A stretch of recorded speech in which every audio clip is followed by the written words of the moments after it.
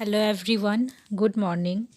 आप सभी का नव वर्ष मंगलमय हो, इसी कामना के साथ आज का हमारा topic subject knowledge and curriculum से लिया गया है और टॉपिक है पाठ्यचर्या विकास में आवश्यक घटक, components required in curriculum development. पाठ्यचर्या निर्माण का कार्य एक विशेष प्रकार का कार्य है। विद्यालय पाठ्यचर्या विशेष रूप से विद्यालय स्तर के छात्रों के लिए निर्मित की जाती है। प्रत्येक विषय की पाठ्यचर्या अत्यंत विस्तृत है और उसकी सीमा को निर्धारित करना भी अत्यंत आवश्यक है। किसी विषय का ज्ञान उस विषय से संबंधित समाज के शैक्षिक उद्देश्यों पर निर्भर करता है। काल, समाज तथा परिस्थिति के बदलाव के साथ ही शैक्षिक उद्देश्यों में भी परिवर्तन आता है। इन सभी को ध्यान में रखते हुए पाठ्यचर्या का विकास किया जाता है। पाठ्यचर्या विकास की प्रक्रिया के 6 आवश्यक घटक हैं, जिसमें से पहला है लक्ष्य, ध्येय तथा उद्देश्यों का चयन। दूसरा है अधिगम अनुभवों का चयन। तीसरा है विषय वस्तु का चयन। चौथा है अधिगम अनुभव तथा विषय वस्तु का संगठन तथा एकीकरण। पांचवा है मूल्यांकन और छठा है पृष्ठपोषण और सुधार। इन सभी घटकों का क्रमवार विस्तार पूर्वक वर्णन आगे देखते हैं। सबसे पहला है लक्ष्य, ध्येय तथा उद्देश्यों का चयन, selection of AIIMS, goal and objectives. सबसे पहले एम्स और गोल डिसाइड करने से पहले शैक्षिक आवश्यकताओं का निर्धारण किया जाता है। किसी भी स्तर की पाठ्यचर्या का निर्धारण करते समय छात्रों की आवश्यकताओं का ध्यान रखना चाहिए, क्योंकि सभी छात्रों की आवश्यकताएं भिन्न भिन्न होती हैं। अतः एक कालावधि के छात्रों के लिए पाठ्यक्रम कैसा होना चाहिए, यह सुनिश्चित करने से पूर्व महत्वपूर्ण चरण है आवश्यकताओं का निर्धारण करना। आवश्यकताओं का निर्धारण समाज की स्थितियों पर भी निर्भर करती है। पाठ्यक्रम छात्रों को इस योग्य बनाने के लिए तैयार किया जाता है कि वे समाज के सापेक्ष व्यवहार को सीख सके। क्योंकि छात्रों की पृष्ठभूमि भिन्न होती है, अतः यह आवश्यक है कि सामाजिक पृष्ठभूमि से जुड़ी उनकी भिन्नताओं का निदान किया जाए। जब शैक्षिक आवश्यकताओं का निर्धारण हो जाता है, उसके पश्चात लक्ष्य का निर्धारण किया जाता है। लक्ष्य का निर्धारण करने के बाद ध्येय का निर्धारण किया जाता है। जैसे ही छात्रों के शैक्षिक आवश्यकताओं का ज्ञात हो जाता है, उसके पश्चात लक्ष्य और ध्येय निर्धारित हो जाने के पश्चात पाठ्यचर्या के उद्देश्य का निर्धारण किया जाता है। उद्देश्य का निर्धारण 3 स्तरों पर किया जाता है। पहला है परम उद्देश्य, दूसरा है मध्यस्थ उद्देश्य, तीसरा है समीपस्थ उद्देश्य। परम उद्देश्य का संबंध 10+2 के शैक्षणिक ढांचे से है, जिसमें प्राथमिक, मिडिल, माध्यमिक और उत्तर माध्यमिक शिक्षा आते हैं। इस प्रकार परम उद्देश्य अल्टीमेट एम्स का संबंध 10+2 के शैक्षिक परिणाम को बेहतर बनाने से है। दूसरा है मध्यस्थ उद्देश्य मीडिएट गोल। मध्यस्थ उद्देश्य किसी शैक्षिक अवस्था में व्यवहार परिवर्तन के रूप में व्यक्त किए जाते हैं कि पहले विद्यार्थी क्या जानता था और उसके पश्चात शिक्षा देने के पश्चात विद्यार्थी में क्या व्यवहारिक परिवर्तन आया है। तीसरा है समीपस्थ उद्देश्य प्रॉक्सिमेट एम। इसे विशिष्ट उद्देश्य भी कहते हैं। किसी पाठ या इकाई को पढ़ाने या समझ लेने के बाद छात्र क्या कर सकेगा, उसकी संप्राप्ति क्या होगी, समीपस्थ उद्देश्य इसी का स्पष्टीकरण करता है। अर्थात बच्चे को पढ़ाने के बाद उसके लर्निंग आउटकम्स क्या आए, इसका संबंध समीपस्थ उद्देश्य से है। पाठ्यचर्या विकास के दूसरे आवश्यक घटक हैं अधिगम अनुभवों का चयन, सिलेक्शन ऑफ लर्निंग एक्सपीरियंसेस। जो भी हमने पहले लक्ष्य, ध्येय और उद्देश्यों का चयन किया है, उसको प्राप्त करने के लिए अधिगम अनुभवों का चयन किया जाता है। इसके अंतर्गत विभिन्न शैक्षणिक विधियाँ और विभिन्न क्रियाकलाप, शैक्षणिक क्रियाकलाप शामिल होते हैं। अपने लक्ष्यों को प्राप्त करने के लिए विभिन्न शैक्षणिक विधियाँ जैसे व्याख्यान, परिचर्चा, निर्देशन, परियोजना इत्यादि का समावेश किया जाता है और उन लक्ष्यों को, ध्येय और उद्देश्यों को प्राप्त करने के लिए विभिन्न शैक्षिक क्रियाकलापों का भी चयन किया जाता है,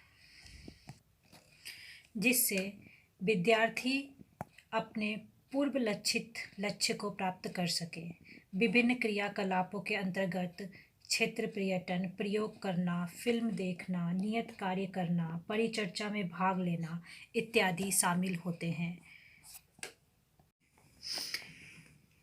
पाठ्यचर्या विकास का तीसरा घटक है विषय वस्तु का चयन, सिलेक्शन ऑफ कंटेंट।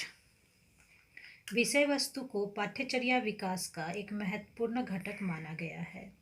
विषय वस्तु और उद्देश्य एक दूसरे पर निर्भर करते हैं और पाठ्यचर्या विकास का प्रमुख आयाम विषय वस्तु से तात्पर्य संकल्पनाओं, कॉन्सेप्ट्स, तथ्यों का सार, अवधारणाएं, सामान्यीकरण और सिद्धांतवाद से है। विषय वस्तु से हमारा अभिप्राय विषय के साथ साथ अधिगम अनुभवों से है। पाठ्यक्रम का विषय वस्तु ऐसा होना चाहिए कि छात्र ज्ञानार्जन करके दैनिक जीवन में उसका उपयोग कर सके। चयनित विषय वस्तु ऐसी होनी चाहिए कि उससे छात्रों को ज्ञान प्राप्त हो सके और वो जीवन की वास्तविकताओं को समझ सके। विषय वस्तु के चयन की प्रक्रिया को 3 स्तरों पर देखना होगा। पहला है सामान्य स्तर, यह सामान्य से विशिष्ट की ओर जाता है, जिसमें से सबसे पहला है विषय वस्तु क्षेत्र का संकलात्मक प्रारूप, conceptional framework for content area. सर्वप्रथम विषय वस्तु का चयन तथा स्पष्टीकरण किया जाता है। विषय वस्तु का दूसरे स्तर में आता है बुनियादी संकल्पनाओं का चयन, सिलेक्शन ऑफ बेसिक थीम्स और कॉन्सेप्ट्स। दूसरे स्तर पर उन बुनियादी तथ्यों तथा प्रमुख संकल्पनाओं का चयन किया जाता है जो विषय विशेष में अन्य तथ्यों तथा संकल्पनाओं के सहयोग से विषय ज्ञान का प्रारूप निर्मित करते हैं, जैसे अंक व्यवस्था, समुच्चय सिद्धांत इत्यादि। विषय वस्तु का तीसरा स्तर है जो सामान्य से विशिष्ट की ओर आ रहा है, विषय वस्तु के विशिष्ट बिंदुओं का चयन, सिलेक्शन ऑफ स्पेसिफिक कंटेंट्स। तीसरे स्तर पर विषय वस्तु एकांश को संबंधित बुनियादी तथ्य संकल्पनाओं के साथ ही पाठ्यक्रम उद्देश्यों में समायोजित किया जाता है। इस प्रकार विषय वस्तु का चयन 3 स्तरों पर किया जाता है, प्रथम, द्वितीय, जो सामान्य से विशिष्ट की ओर आता है। पाठ्यचर्या विकास का चौथा घटक है अधिगम अनुभव तथा विषय वस्तु का संगठन तथा एकीकरण, organisation and integration of learning experiences. जो भी हमने लक्ष्य निर्धारित किए, अपने ध्येय और उद्देश्य का चयन किया, उसके लिए अधिगम अनुभव का चयन किया, जिसमें हम विभिन्न शैक्षणिक विधियाँ और शैक्षणिक क्रियाकलापों को सम्मिलित किया तथा विषय वस्तु का चयन किया। अब इस घटक में, चौथे घटक में, हम अपने अधिगम अनुभव और विषय वस्तु का संगठन तथा एकीकरण करते हैं। उन दोनों को एक साथ मिला करके इकट्ठा करते हैं।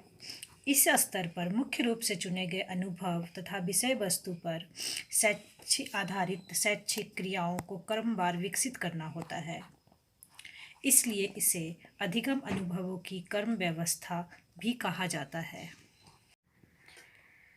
इस घटक में स्कूल में उपलब्ध अधिगम स्थितियाँ तथा संसाधन क्या है, उनको कैसे प्रयोग करना है, प्रभावी कक्षा अंतःक्रिया के लिए उपलब्ध संसाधनों का निवेश कैसे करना है, जिससे छात्रों का विकास और उन लक्ष्यों को प्राप्त किया जा सके जो पूर्व निर्धारित हैं। अधिगम अनुभवों तथा विषय वस्तु का क्रम व्यवस्था एवं एकीकरण इस बात पर भी निर्भर करता है कि ज्ञान की प्राप्ति कैसे होती है, ज्ञान कैसे संग्रहित होता है, तब भविष्य में इसे किस प्रकार पुनर्स्मरण कर उपयोग किया जा सकता है। हमें विषय वस्तु और अधिगम अनुभवों की क्रम व्यवस्था और एकीकरण के लिए यथासंभव सरल और सफल ढंग खोजना चाहिए।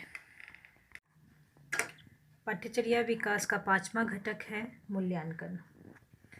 पाठ्यचर्या का मूल्यांकन करने का उद्देश्य यह ज्ञात करना है कि प्रारंभ में पाठ्यचर्या के निर्धारित उद्देश्यों की प्राप्ति किस सीमा तक हुई है।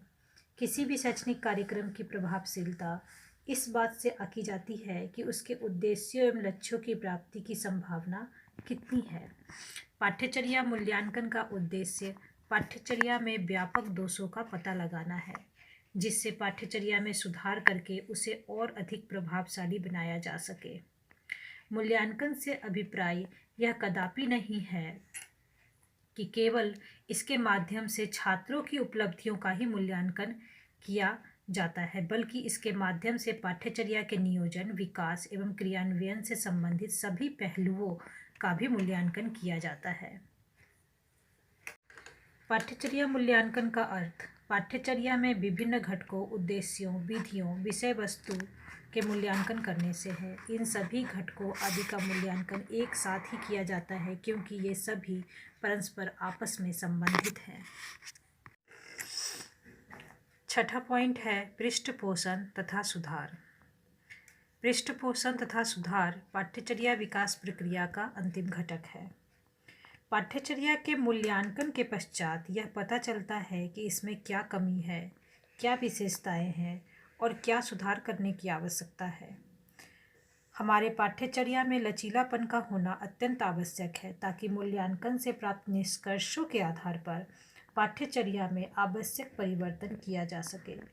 इस प्रकार इन सभी घटकों की सहायता से पाठ्यचर्या का विकास किया जाता है।